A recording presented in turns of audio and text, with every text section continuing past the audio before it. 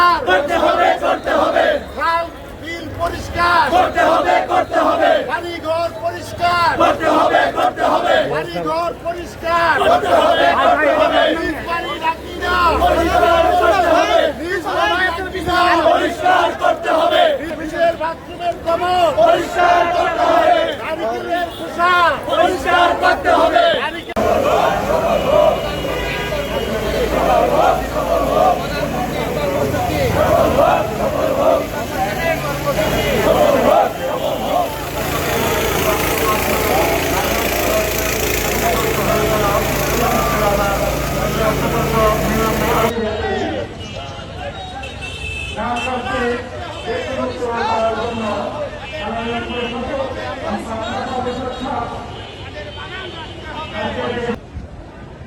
আজকের এই জনসচেতনতামূলক র্যালি উপস্থিত বাংলাদেশ জাতীয়তাবাদী দলের কেন্দ্রীয় কমিটির আন্তর্জাতিক বিষয়ক সম্পাদক আনোয়ার হোসেন খোকন ভাই, আমাদের মাঝে উপস্থিত আছেন নারায়ণগঞ্জ মহানগর বিএনপির বিপ্লবী সদস্য সচিব আবুল সুলতান টিপু, এবং আমাদের মাঝে আরও উপস্থিত আছেন নারায়ণগঞ্জ সিটি কর্পোরেশনের মাননীয়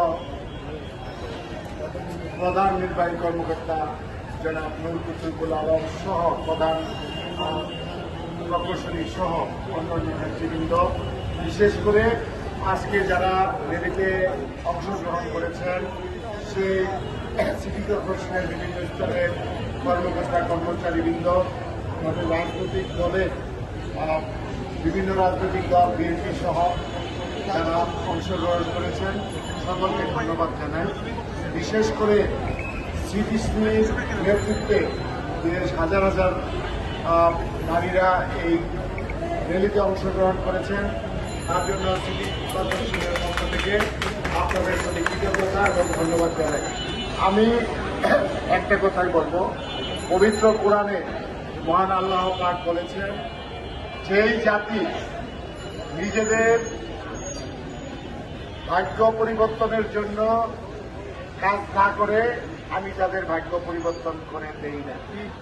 কারণ আমাদেরকে আমাদের ভাগ্য উন্নয়নের জন্য, ভাগ্য পরিবর্তনের জন্য আমাদেরকে কাজ করতে হবে, তাহলে আল্লাহ তাআলার আপনার সান্নিধ্য এবং তার সহযোগিতা পাওয়া যাবে। আজকে আপনারা দেখেছেন যে সারা বাংলাদেশে একটা কারণেই সবচেয়ে বেশি মানুষ মারা যায়, সেটা কি? সেটা হলো পানিবাহিত বিভিন্ন রোগ শোক।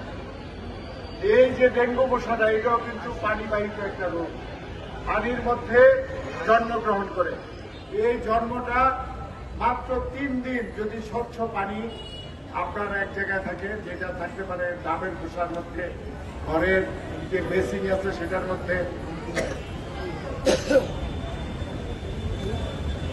পলিথিন আছে, সেই পলিথিনের মধ্যে আমরা পানি রেখে আমরা অনেক সময় ফেলে দেই, সেটার মধ্যেও এই ডেঙ্গু রোগ জন্ম নিতে পারে। আপনার বাড়ির আঙ্গিনায় বিভিন্ন জায়গায় পানি জমে থাকলে সেখানে আপনার এই ডেঙ্গু মশা জন্মগ্রহণ করতে পারে। সেই ডেঙ্গু মশার কারণে আপনার শুধু পানির কারণে বাংলাদেশের প্রায় 60-70% মানুষের বিভিন্ন রোগে আক্রান্ত হয়। তার মধ্যে অন্যতম হচ্ছে বাংলাদেশের এই ডেঙ্গু।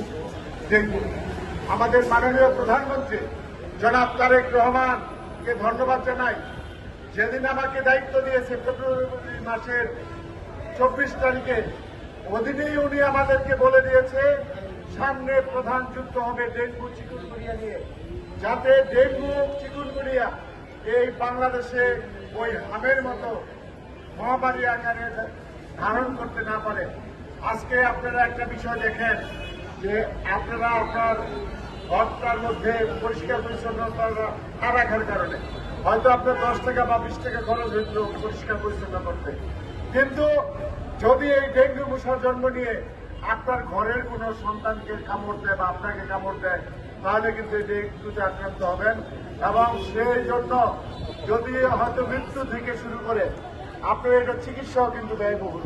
আপনার দেখা যাবে 50, 60, 1 লক্ষ 2 লক্ষ টাকা খরচ হয়ে গেছে। সুতরাং এবং অনেকের মৃত্যুও হতে পারে। সুতরাং এটা থেকে যদি আপনজন মৃত্যুবরণ করে, সেটা কিন্তু একটা বিশাল দুঃখের কোনো সীমা থাকবে না।